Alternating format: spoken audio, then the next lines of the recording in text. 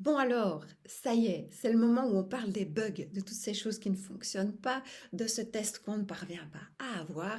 Et oui, je le dis avec le sourire, parce que c'est la meilleure partie. Celle où ça résiste, où ça coince, où on se sent poussé dans nos retranchements, c'est justement le moment qui nous demande d'être pleinement présent, attentif et créatif. Et même quand ça coince, ça peut donner naissance à de très belles choses. Si vous êtes arrivé sur cette vidéo, c'est que vous avez sans doute regardé la partie 1, qui est, disons-le franchement, vivement conseillée pour pouvoir enchaîner avec sens sur ce qui va suivre. Donc si ce n'est pas encore fait, je vous invite à regarder cette partie 1 et promis, la partie 2 ne s'autodétruira pas entre-temps. Et pour ceux d'entre vous qui ont déjà regardé la partie 1, félicitations, vous avez débloqué la partie 2. On entre ensemble dans le vif du sujet.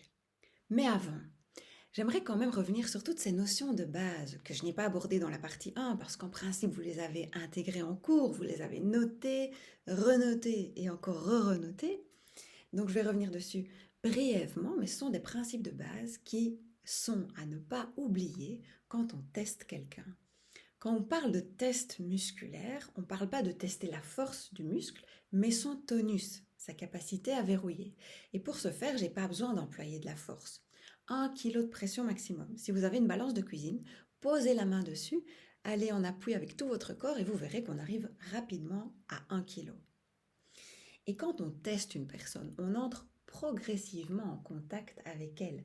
Un contact doux et progressif sur environ 2 secondes pour pouvoir apprécier la réponse musculaire. Parce que parfois, je vois certains élèves qui font des rebonds comme ça.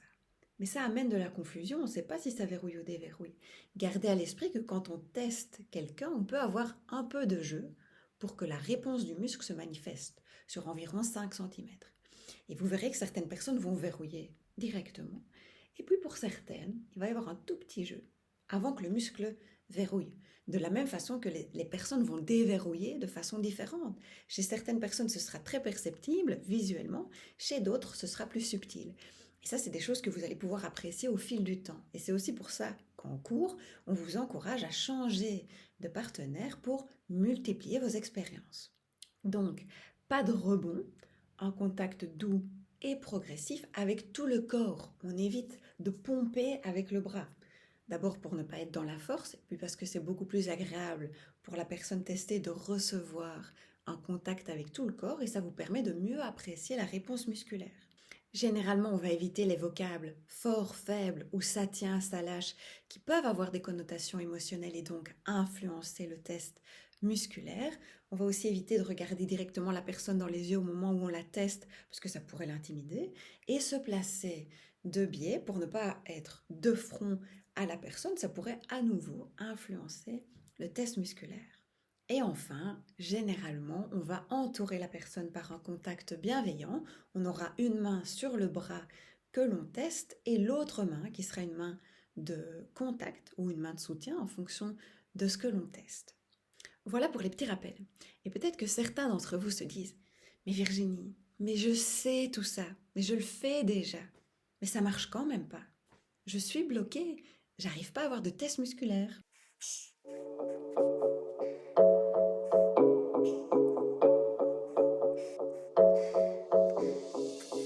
Zen. On y arrive. L'idée de cette deuxième partie, c'est qu'on puisse explorer ensemble différents cas de figure où, dès le début, lors du test musculaire, les choses ne tournent pas comme on voudrait, ou ça ne fonctionne pas, ou ça bloque. C'est aussi une partie qui est destinée à stimuler votre créativité et peut-être à ouvrir votre esprit sur ce qui peut se jouer quand on présente le test musculaire. Alors bien sûr, c'est pas exhaustif, ça ne représente qu'un petit panel d'expériences, mais il y a déjà de quoi démarrer et reprendre confiance. Si vous avez d'autres idées, n'hésitez pas à les partager dans les commentaires parce que ça peut enrichir l'expérience de tout un chacun. Moi, je vous les présente dans un certain ordre, mais il n'y a pas d'ordre ou de hiérarchie, il n'y a que des probabilités de choses qui peuvent se produire ou non en fonction des contextes. Donc, piochez dans ce qui vous paraît pertinent par rapport à vos propres expériences. Rappelez-vous, une fois que je suis entrée en relation avec la personne, je lui demande de mettre le bras vers l'avant, je lui montre comment j'appuie. Et puis je reviens vers elle et je lui dis, vous voyez, c'est pas un test de force, hein. Elle est d'accord avec moi, elle acquiesce. Et puis tout de suite après, je lui demande, quand je vous ai testé, vous avez l'impression que votre bras a maintenu la position ou qu'il a bougé? Imaginons que la personne me dise, ah, j'ai pas fait attention, on peut retester. Bah ok, on reteste. Et je reviens à nouveau vers elle. Et là, il me reste deux possibilités. Soit la personne me dit, il a maintenu la position, et là, bah, c'est un cas de figure qu'on a vu dans la partie 1, ou la personne me dit, ah, il a bougé. Ok, moi je lui dis, c'est une des réponses possibles avec lesquelles on va travailler. Et donc, à ce stade-là, c'est vrai que je pourrais commencer à chercher une correction ou à faire une mise en route pour amener un petit peu d'énergie dans le système. Mais généralement, ce n'est pas ce que je vais faire. Je vais proposer, dans un but éducatif, de tester l'autre bras pour voir comment l'autre bras réagit. Parce que s'il y a une différence, la personne le sentira. Elle pourra dire, ah oui, de ce côté-ci, ça tient. Et je refais sentir. Ok, donc quand je teste de ce côté-ci, vous sentez que ça bouge. Et ici, ça tient. Ok, ce sont les réponses avec lesquelles on va travailler. Il n'y en a pas une qui est meilleure qu'une autre. C'est simplement une information. Je mets la personne à l'aise. Parce que rappelez-vous, un de mes buts premiers, quand j'entre en relation avec la personne, c'est qu'elle puisse discerner depuis son propre ressenti un muscle qui verrouille et un muscle qui déverrouille. En quoi c'est important? Parce que si la personne a ça, elle va pouvoir être l'acteur de sa séance tout au long de la séance. Et donc quand on prend du temps, et j'y reviendrai plus tard, pour faire découvrir le test, on ne perd pas du temps. On amène la personne à sentir les réponses de son corps, et c'est déjà tout un exercice en soi. Alors vous me direz, ok, mais qu'est-ce qu'on fait du bras qui ne verrouille pas? Eh bien, une fois que la personne a senti la différence entre un muscle qui verrouille et un muscle qui déverrouille, je pourrais par exemple lui proposer de mettre sa main à différents endroits du corps pour qu'elle voit à quel moment son bras va verrouiller comme l'autre. Et je lui dis, vous me dites quand c'est mieux. Et généralement, on va trouver quelque chose qui ramène du courant dans le muscle. Et j'aime bien cette version parce qu'elle est éducative et participative. Autre possibilité, je pourrais me servir du bras qui fonctionne, qui répond au test pour faire tous mes pré-tests. Et puis après avoir corrigé les pré-tests, voir si le bras qui déverrouillait dès le départ déverrouille encore. Peut-être qu'après avoir corrigé le switching, l'hydratation ou le vaisseau conception, le bras est maintenant à l'équilibre. C'est une possibilité. Vous pourriez aussi observer la personne au moment où elle est testée. Est-ce qu'elle semble mal à l'aise? Est-ce qu'il y a un inconfort? Parfois, s'il y a une douleur, une cicatrice, une blessure ou même simplement la peur d'avoir mal parce qu'on a été blessé, tout ça sont des facteurs qui peuvent faire déverrouiller un muscle. Donc s'il y a un problème au niveau d'une épaule, c'est éventuellement de changer de muscle indicateur, de ne pas tenir compte de ce muscle-là, ou de proposer, en fonction de ce qui se passe et de l'intensité de ce qui se passe, possiblement une LSE en pensant à être testé de ce côté-là. Voilà différents cas de figure. Alors, je vous raconte une anecdote où dès le départ, j'avais des muscles qui déverrouillaient avec un jeune homme. Et un jeune homme qui était assez bien bâti, c'est-à-dire qu'on pouvait vraiment voir, un peu comme moi, le dessin de ses muscles sur les bras. Et donc, c'était une blague en parlant de moi. Et donc, je teste ces muscles indicateurs deltoïdes d'un côté, de l'autre. J'ai pas de jus. Quand même, dans ma tête, je me dis, bah, il a des muscles, qu'est-ce qui se passe? Donc, d'abord, je vérifie avec lui si il maintient bien la position et s'il ne se laisse pas simplement faire et qu'il observe ce qui se passe. Alors, il maintient la position, je reteste et j'ai les mêmes réponses. Je me dis, tiens, c'est curieux. Alors, je me mets à stimuler les points réflexes neurolymphatiques, neurovasculaires, c'est mieux, mais après 20-30 secondes, ça se remet à déverrouiller. Alors, à ce moment-là, je ne sais plus le chemin de ma pensée, mais je lui propose de se mettre sur la table, sur le dos. Et je reteste les muscles indicateurs deltoïdes antérieurs, et là, il verrouille. Mais il verrouille carrément bien, à tel point que le jeune homme me regarde avec des yeux grands ouverts pour me demander, mais comment ça se fait que quand je suis couchée, mes muscles répondent comme ça différemment?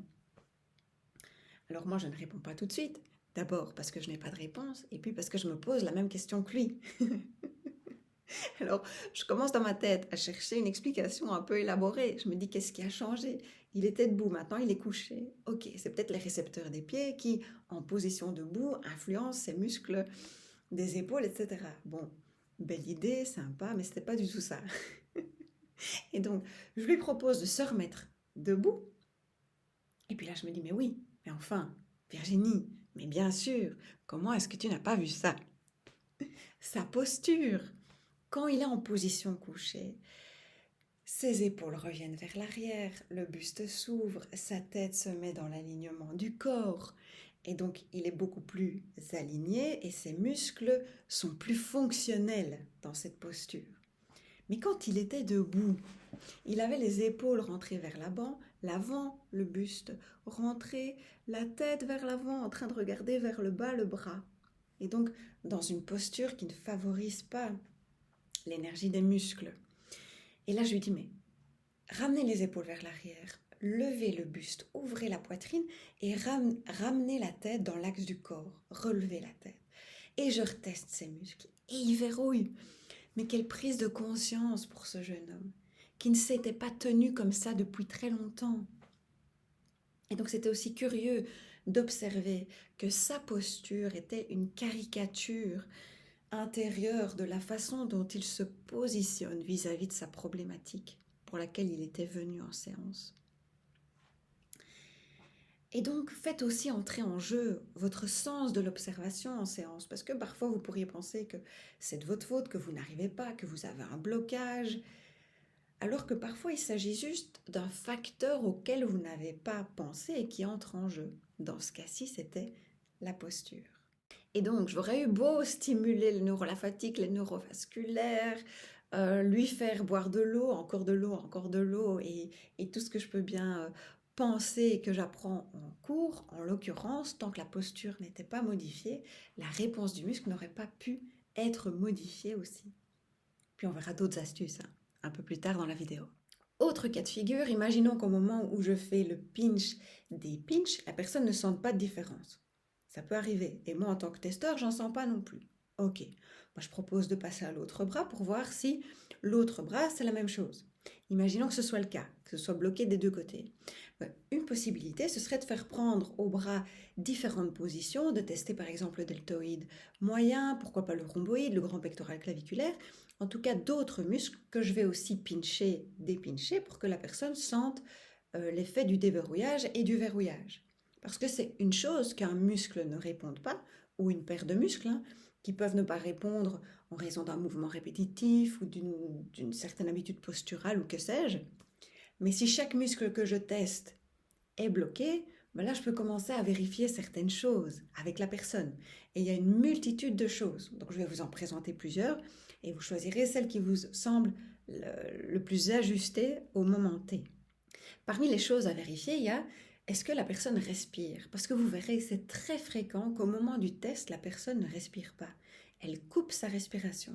Eh bien, ça peut induire un test qui verrouille. Donc, invitez-la à respirer calmement, retester et le test pourrait tout à fait se débloquer et les réponses devenir claires. Maintenant, elle peut ne pas respirer, mais elle pourrait aussi inconsciemment serrer la mâchoire pour tenir. À nouveau, soyez attentif à son état de tension interne ou elle pourrait également recruter d'autres muscles, avoir les épaules tendues et recruter même les muscles jusque dans le dos. Vous pourriez le voir par une posture un petit peu cambrée, un état de tension à l'arrière de la nuque, inviter la personne à se relâcher et pourquoi pas, si ça perdure, lui proposer de se mettre sur la table pour que les muscles du dos et du cou soient plus détendus et que vous puissiez accéder à un test plus local au niveau du bras pour avoir les réponses avec la personne qui a moins la possibilité de recruter d'autres muscles. Alors si votre test bloque au moment où vous faites le pinch des pinches et que vous sentez que la personne met beaucoup trop de force par rapport à la façon dont vous la testez, qu'est-ce que vous pourriez faire? Déjà, vous pourriez vérifier avec la personne si elle a bien compris qu'il ne s'agit pas d'un test de force, qu'il ne faut pas résister à tout prix, qu'il faut simplement observer la réponse, qu'il n'y a pas de bonne ou de mauvaise réponse, que ce n'est pas parce que ça ne tient pas que c'est mauvais, c'est simplement une information. Vous pourriez aussi l'inviter à le sentir sur vous. Vous pourriez l'inviter à pousser sur votre bras, éventuellement lui dire de pousser moins fort si elle appuie trop fort, et lui montrer la différence entre simplement maintenir le bras et puis aller à l'encontre de sa poussée, pour qu'elle puisse saisir ce que vous cherchez à lui dire. Et vous pourriez aussi lui faire sentir le pinch des pinch sur elle. Ça peut débloquer les choses. Et puis n'oubliez pas que ne pas avoir le contrôle sur quelque chose, ça peut être vraiment un enjeu pour une personne, ça peut être stressant. Et là, elle n'a pas la main. On lui demande de ne pas contrôler sa réponse musculaire. Ça peut aussi générer un blocage. D'où l'importance, nous, en tant que testeurs, de mettre à l'aise la personne, d'être ancré, serein dans notre posture, confiant dans le processus et sécurisant pour pouvoir encadrer l'expérience de la personne. Vous invitez simplement la personne à mettre l'énergie qu'il faut pour que son bras maintienne la position et pas plus. Maintenant, si ça continue de bloquer, vos bras bloquent toujours, une autre chose à vérifier, c'est de voir si vous, en tant que praticien, vous n'induisez pas une résistance. Par exemple, en appuyant trop fort. Plus vous allez appuyer fort, plus vous allez inviter la personne à rencontrer votre résistance. De la même façon que votre vocabulaire, par exemple, si vous employez le mot résister, pourrait aussi inviter la personne à ne pas lâcher. Généralement, moi je vais dire vous maintenez, je teste. Ou les vocables forts et faibles, on en a déjà parlé, la personne pourrait se dire à nouveau consciemment ou inconsciemment, si ça tient c'est bon et si ça lâche je suis faible. Et donc de s'identifier aux réponses du test et à ce qu'elle pourrait signifier par rapport à elle-même. Et puis, on l'a déjà un petit peu abordé, vous, en tant que praticien, vous faites partie de l'équation. Quand on s'approche d'une personne pour la tester, nos champs d'énergie sont en interaction. Comment est-ce que vous vous sentez? Est-ce que vous êtes tendu? Est-ce que vous êtes stressé? Qu'est-ce que vous vous racontez dans votre tête? Est-ce que vous êtes inquiet par le fait que vous avez un test qui ne répond pas? Parce que, évidemment, vous pouvez être en transfert et induire en blocage de par votre état. Donc quand vous vous enlevez déjà toute cette pression d'avoir un bon test musculaire et de vous dire que vous faites simplement la rencontre avec un être humain qui expérimente la vie comme vous, qui a déjà fait 10 000, 50 000, 100 000 kilomètres tout seul et qui sait très bien débrouiller sans vous, bien vous vous enlevez déjà pas mal de pression et vous êtes beaucoup plus ouvert à ce qui peut se produire et plus apte à y réagir. Une autre possibilité qu'on a toujours quand un muscle bloque, c'est de changer de muscle indicateur. N'importe lequel des muscles du corps peut être un muscle indicateur. Le deltoïde antérieur, il est sympa parce qu'il peut être testé longtemps sans être fatigué, c'est une position qui est facile à maintenir, mais vous pouvez prendre n'importe quel muscle. Et donc si ça bloque au niveau des bras, vous pourriez proposer le quadriceps comme muscle indicateur. Et là, il déverrouillera pratiquement à coup sûr. Si ce n'est pas le cas, si quand vous pinchez le muscle continue de verrouiller, c'est que la personne exerce probablement un contrôle conscient sur le test. Et donc là, c'est de voir avec elle jusqu'à quel point elle veut contrôler les réponses. Et de l'inviter à s'exprimer par rapport à ça. Est-ce qu'elle accepte de se laisser tester? Est-ce qu'elle a envie d'être là? Peut-être que vous lui avez demandé de pratiquer pour vous entraider, mais qu'elle n'a pas vraiment envie d'être là. Ou elle n'a peut-être pas envie de partager certains sujets avec vous. Ou elle a peut-être envie de savoir ce que vous allez faire d'elle, en fait. Et donc l'inviter à s'exprimer sur ses peurs, sur ce qui pourrait se passer, sur ce dont elle a besoin, replacer le cadre de l'intervention, ou éventuellement entendre que la personne n'a pas envie de poursuivre, et c'est ok, c'est sa responsabilité, et c'est son droit, peut faire partie des choses qui bloquent ou qui débloquent. Et parfois, après avoir exprimé certaines choses, avoir clarifié peut-être des sous-entendus, le test pourrait très bien se débloquer. Et je reviens sur cette notion d'observation. Si dès le début de la séance, vous testez la personne et que c'est bloqué, alors que ça devrait déverrouiller, observez la personne. Est-ce qu'elle a l'air mal à l'aise? Vous savez, tout le monde n'a pas l'habitude d'être touché. Encore moins d'être touché de façon bienveillante. Et encore moins d'être touché de façon bienveillante par un inconnu. Donc ça peut aussi générer un blocage. Vous savez, un jour j'ai eu une cliente que j'ai approchée et entourée de façon bienveillante comme tous les autres. Et au moment où je m'approche d'elle pour la tester, tout son corps recule vers l'arrière. Et c'était vraiment inconscient. Elle n'avait pas conscience qu'elle mettait ça en place. Mais si je passe à côté de ça et que je fais comme si c'était rien passé, Parce qu'elle ne le remarque pas, elle ne me dit rien. Et moi, je continue. Mais il y a peu de chances que le blocage se débloque.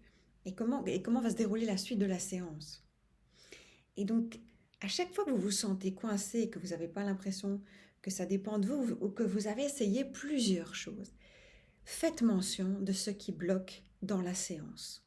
Faites exister votre interrogation dans la séance. Mettez-le sur la table. Par exemple, vous pourriez dire à la personne, voilà ce que j'observe. Quand je teste vos muscles, ils maintiennent la position, puis quand je leur demande de se relâcher, ils continuent de tenir. J'ai beau essayer plusieurs choses, ils ne se relâchent pas.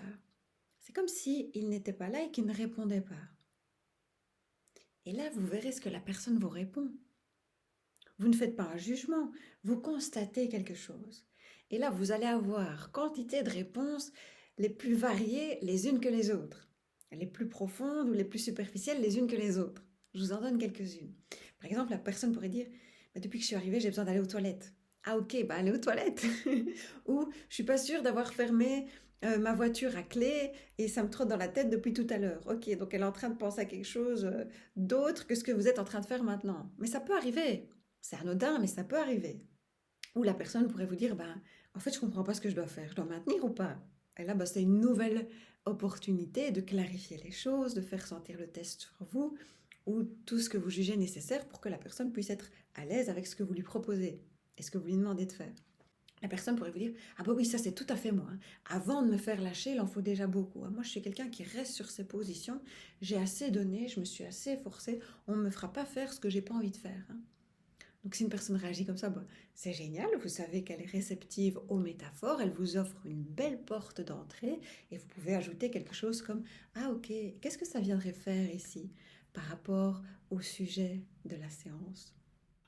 Alors ça m'est déjà arrivé, la personne pourrait vous répondre « Hier j'ai taillé toute la haie chez moi et il y avait beaucoup. Bon, alors là je sais qu'il y a peut-être un peu trop de tension au niveau du haut du corps, je pourrais proposer le quadriceps. » Parce que jusqu'à ce que je sache, on ne taille pas encore les haies avec les jambes. Et en général, le quadriceps fonctionne très très bien comme muscle indicateur. Ou la personne pourrait vous dire qu'elle a un inconfort, une douleur, une cicatrice. À ce moment-là, vous changez de muscle indicateur. La personne pourrait aussi se rappeler d'un événement de sa vie passé, de par le positionnement que vous avez à deux ou la zone du corps que vous avez en contact avec elle. Et donc à ce moment-là, on fait pause, on écoute, on discerne les besoins et on peut aussi revenir s'il y a un inconfort, un stress émotionnel par rapport à la posture ou à la zone du corps qui est testée, c'est de demander à la personne, est-ce qu'il y a une zone du corps avec laquelle vous vous sentez plus à l'aise pour être testée? Et très souvent, la personne va répondre quelque chose. Et ça permet à nouveau de désamorcer un blocage, de respecter son rythme et d'avancer en douceur et en sécurité dans la relation.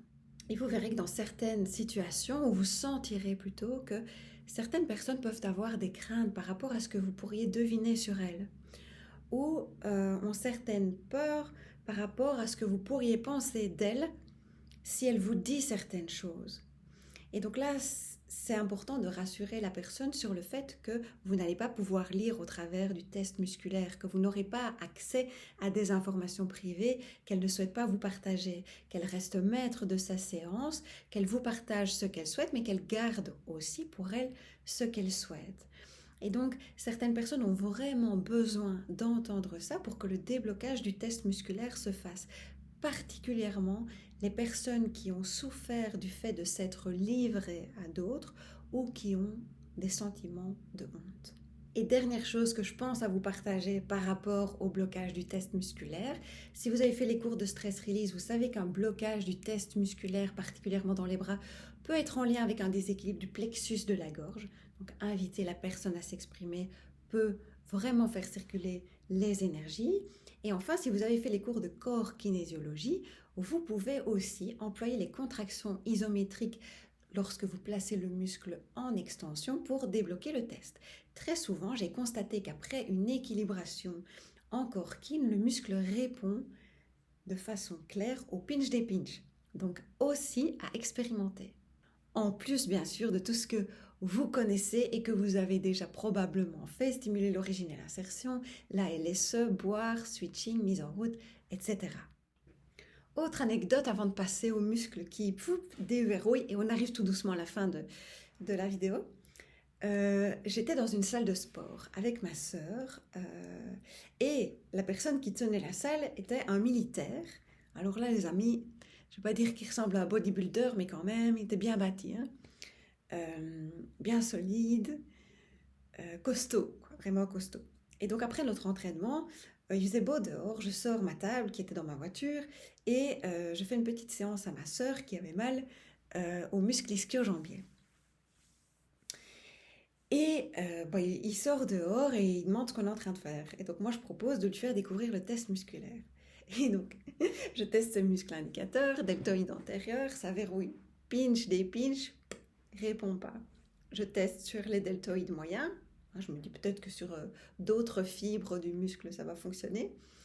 Répond pas non plus. Puis je lui fais prendre la position du grand pectoral claviculaire. Pinch, répond pas non plus.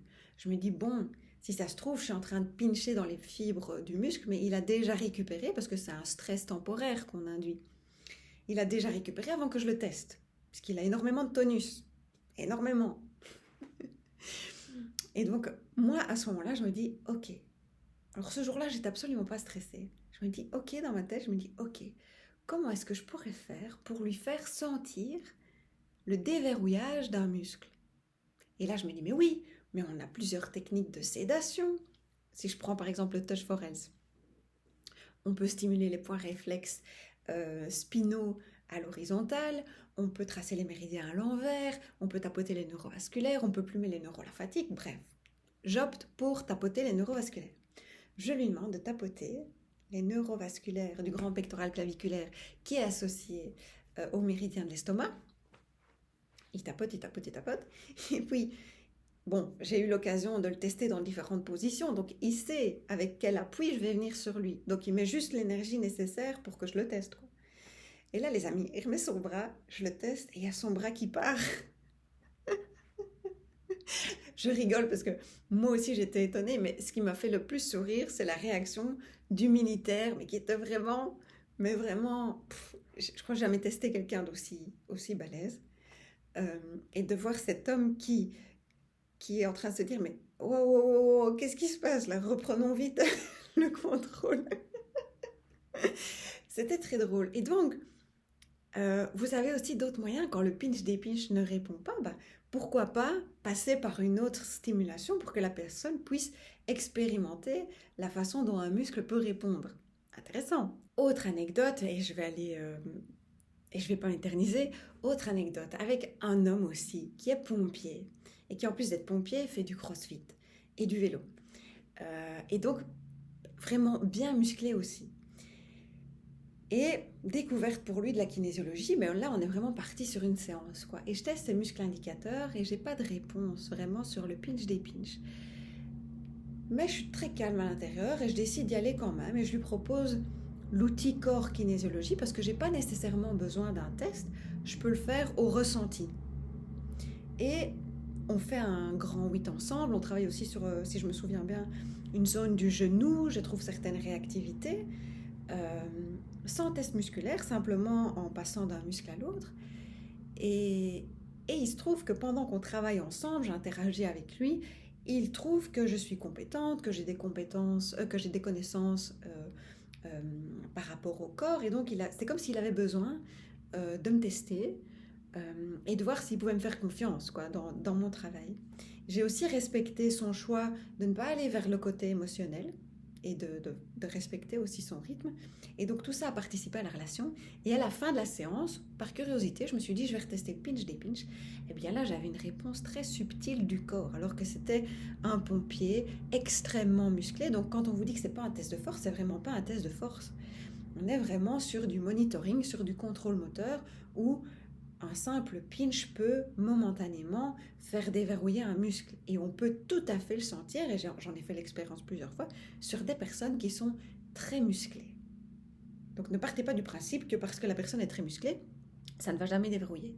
Mais autre chose que cette expérience met aussi en avant, c'est que parfois, la relation de confiance a besoin de se construire avant que le corps accepte d'être testé. Et là, on est sur un autre niveau, quoi. On est sur une autre dimension de la relation.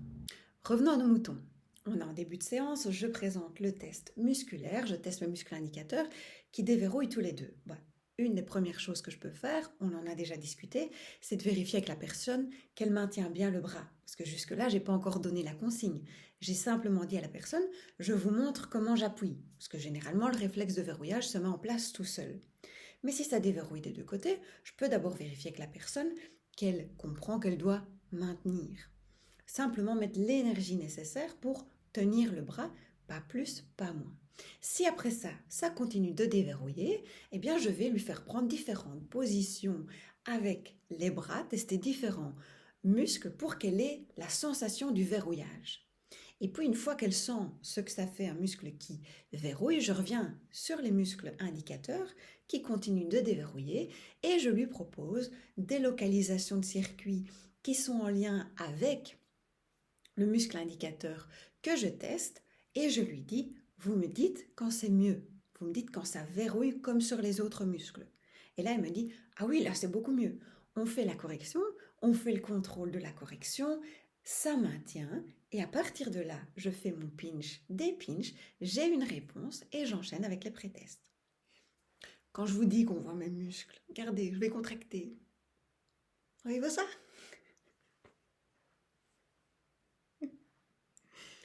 Si ça continue de patauger, si les muscles continuent de déverrouiller ou que c'est pas clair, que vous saisissez que la personne comprend pas bien ou essaye de vous donner les réponses que vous attendez, certaines personnes peuvent effectivement avoir l'habitude de répondre aux attentes des autres et de chercher à savoir quelle réponse vous attendez d'elle, alors que vous n'attendez rien de spécifique d'elle. Et comme la réponse du muscle est une réponse involontaire qui passe par des voies automatiques subconscientes, pour certaines personnes, ça peut vraiment être inconfortable de ne pas savoir quoi faire, de ne pas savoir quelle réponse donner parce qu'il faut juste observer ce qui se présente. Donc rassurez la personne, à nouveau proposez-lui de sentir sur vous, incarnez une présence rassurante, dites-lui qu'il n'y a pas de bonne ou de mauvaise réponse, qu'on observe simplement ce qu'il se passe. Vous pourriez aussi dire à la personne que vous comprenez, que ce soit surprenant au début, de ne pas avoir la main sur la réponse musculaire, de ne pas avoir le contrôle sur ce que son corps va répondre, et que c'est normal au début que ça prenne un petit peu de temps pour se mettre en place. Rassurez-la d'une façon qui vous semble appropriée, faites-lui comprendre qu'elle ne fait rien de mal et amenez-la progressivement à avoir de la curiosité pour la façon dont son corps va répondre. Alors peut-être que vous l'avez remarqué dans votre pratique, que vous soyez kinésiologue ou non d'ailleurs, mais lorsqu'il y a des irrégularités, des choses qui ne fonctionnent pas, des choses curieuses qui se présentent, eh bien souvent, alors je ne veux pas faire de généralité, mais ce qui se passe en séance, la façon dont ça se déroule comme une sorte de scénario, est représentatif, est le reflet d'un mode de fonctionnement interne de la personne vis-à-vis de sa difficulté ou d'habitude de fonctionnement. Et c'est là où, si la personne est réceptive aux métaphores, c'est intéressant d'amener la façon dont les choses se déroulent pour que la personne puisse prendre conscience de certaines choses ou simplement qu'elle puisse s'exprimer pour que ça débloque le test s'il y a un couac. Par exemple, quand vous faites le pinch des pinches, ça vous est certainement déjà arrivé. Vous pinchez, ça verrouille, alors que ça devrait déverrouiller, et vous dépinchez, ça lâche. Les réponses sont inversées. Alors évidemment que ça peut être en raison d'un switching, un switching au bas, droite, gauche ou avant-arrière. Ça peut, mais ça peut aussi être un mode de fonctionnement. Ça peut être un switching métaphorique. Et donc c'est parfois intéressant, et vous sentirez quand c'est opportun de l'amener, de dire à la personne quelque chose comme « Tiens, quand je teste votre muscle et que je lui demande de se relâcher, de bouger, il maintient sa position. Et quand je lui demande de tenir, de verrouiller, de rester en position, il bouge et répond à l'inverse de ce qu'il devrait répondre. » Et là, vous voyez la réaction de la personne. Vous pouvez éventuellement rajouter « Qu'est-ce que ça pourrait venir faire ici ?» Et il m'est déjà arrivé à plusieurs reprises que simplement en mentionnant la façon dont le corps répond, sans jugement. Simplement faire un constat, une description de ce qui se passe, les personnes ont les larmes aux yeux. Parce que ça leur parle vis-à-vis de la raison pour laquelle elles viennent, vis-à-vis d'un mode de fonctionnement. Et donc tout ce qui peut être inverse, tout ce avec quoi peut faire des analogies, peut amener des prises de conscience. Et ça va être très curieux parce que quand vous allez retester le pinch des pinch, vous allez après avoir les réponses attendues. Et donc ça peut être de l'ordre de, bah oui, j'essaye à tout prix de faire quelque chose et je me rends compte que les actions que je fais produisent le résultat inverse. Ou j'essaye à tout prix de perdre du poids, j'en gagne. Les personnes pourraient aussi dire quelque chose comme bah oui, c'est vrai, à chaque fois qu'on me demande comment ça va, je dis que je vais bien. Alors qu'en fait, au fond de moi, c'est pas du tout ça. Et donc, je donne l'impression d'être une telle chose et à l'intérieur, je suis complètement l'inverse. Ou encore quelqu'un qui dit bah oui, moi, en fait, à chaque fois qu'on me dit de faire quelque chose, tu peux être sûr que je vais faire l'opposé. Parce que ça me donne le sentiment que c'est moi qui décide, c'est pas l'autre qui va décider pour moi. Donc voilà, c'est certains exemples, et il y en a plein d'autres à partir du moment où ça parle à la personne. Bien sûr que c'est subjectif, mais c'est comme ça que la personne le vit. Et donc c'est apprendre tel quel. Mais ça permet à la personne d'avoir une certaine prise de conscience de ce qui se passe, de son mode de fonctionnement, de voir si ça lui convient ou pas. Et ça permet de débloquer les choses. Et quand vous allez retester, le test va se débloquer. Incroyable. Et je me rappelle en cours, quand donc, j'étais en formation et j'observe la démonstration qui est faite par l'instructeur et j'observe ça, que les réponses sont inverses. Et l'instructeur propose ce qu'on pourrait appeler une métaphore, ok. Et la personne répond quelque chose qui fait sens pour elle. Et puis il reteste et puis il a les bonnes réponses. Et moi, en tant qu'élève, j'apprends. Je fais, mais attends, quand il a testé, c'était pas inversé. Là, il vient juste de dire ça et maintenant ça marche. L'élève un peu critique, là, tu vois. C'est moi. Mais effectivement, je l'ai expérimenté à maintes et maintes reprises. Et vous le savez d'ailleurs que John T considère les métaphores comme l'outil le plus dynamique pour faire bouger l'énergie subtile, les attitudes intérieures et la posture. Donc c'est absolument pas anodin de l'amener sur la table. Et encore une expérience qui s'est produite dans le parc avec une dame où je prenais comme muscle indicateur ces deltoïdes moyens. Mais à nouveau, pas de jus, quoi. Pas de jus. Et je me suis dit, tiens, je vais amener une métaphore. Voilà, je me dis, voilà, on va essayer ça. Et je lui montre la position des bras. Je lui demande qu'elle la prenne. Et je la fais comme ça, elle peut me voir. Donc, je prends la posture que les muscles sont censés donner quand ils se contractent. Et je lui dis, ça vous fait penser à quoi, ça? Et elle me dit, à de la liberté. Et moi, je lui dis, ah ok, la liberté. Et dans votre vie, c'est quelque chose qui est plutôt présent ou quelque chose qui est plutôt absent? Et elle commence à avoir les larmes aux yeux et à faire écho avec quelque chose de l'ordre de sa vie privée que je ne vais pas partager. Et donc ça a été le point de départ pour mettre en évidence certaines émotions.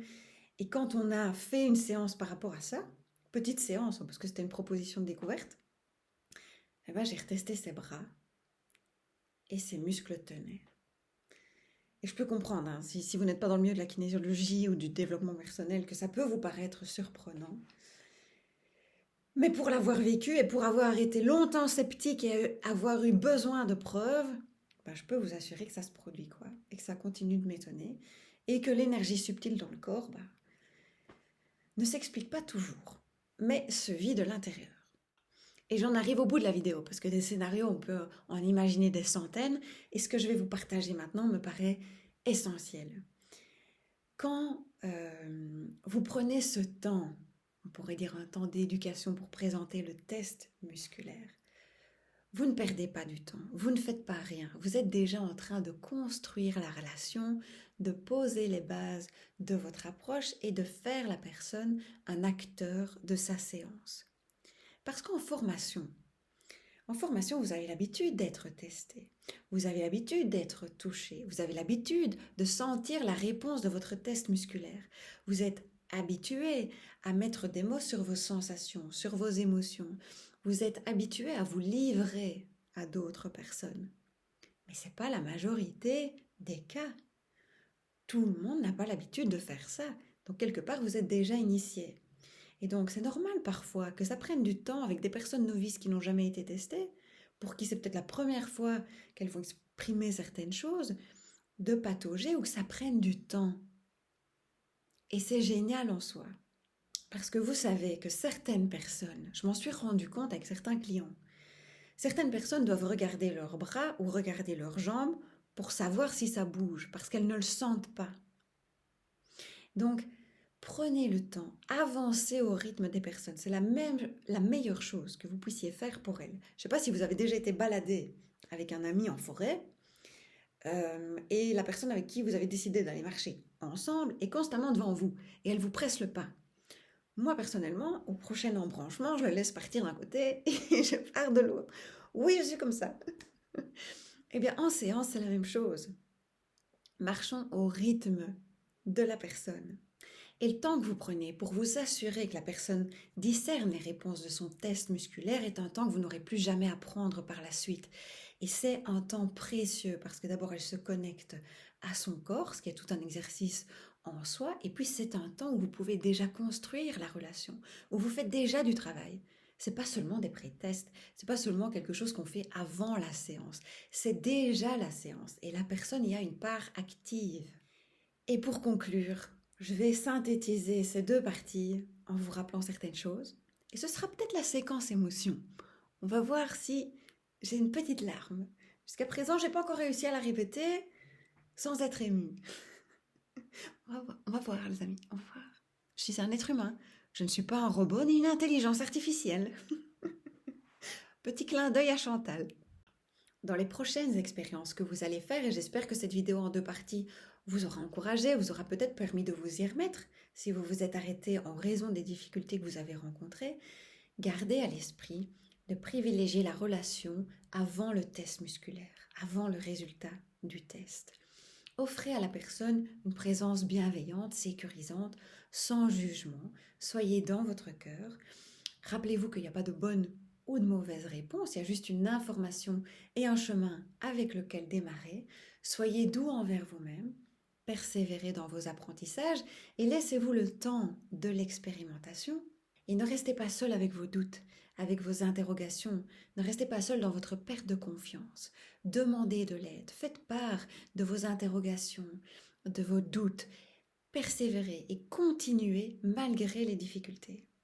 Et vous allez voir, vous allez vivre des séances que vous n'oublierez jamais et qui seront des ancrages pour vous dans les moments où c'est plus difficile et qui vous permettront de vous maintenir sur la voie que vous estimez peut-être être juste pour vous. Alors je crois qu'on peut dire Amen. Amen. Qui signifie d'ailleurs ainsi soit-il.